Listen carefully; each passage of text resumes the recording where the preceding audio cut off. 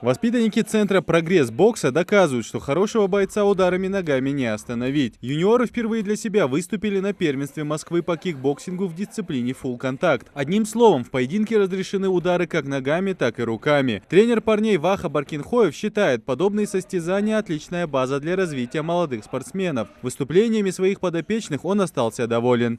Достойный результат показали, красивые бои провели и опыт, совместно получили опыт. Я думаю, что для короткое время они очень достойный результат для нашей республики и в России.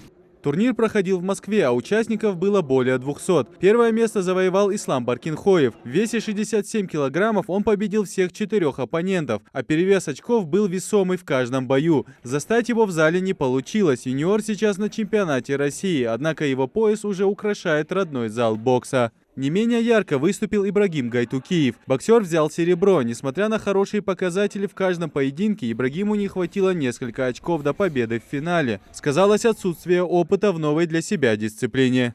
Первый раз дрался в фулл контакт, поэтому мне не хватило опыта. Я провел 3 боя. 2 выиграл, 1 проиграл.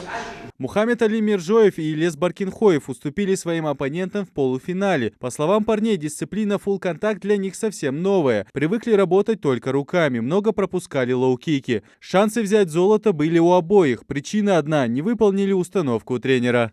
Я считаю, что я не послушал тренера, из-за этого проиграл.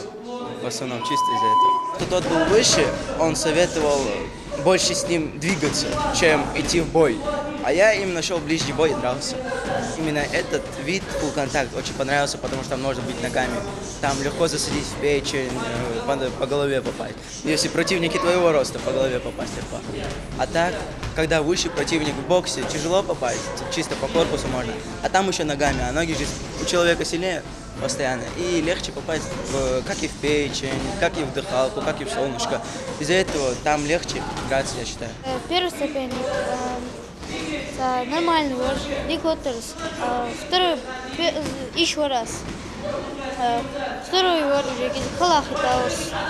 Датах визуарсатин, еще раз. Лучшие тренажеры, груши, спортинвентарь, полноценный ринг для спаррингов, опытный тренерский состав. У ребят здесь есть все необходимое для занятий боксом. Спортсмены занимаются меньше полугода, а результат уже налицо. Идрис Ижиев, Асхаб Белакиев, Новости 24.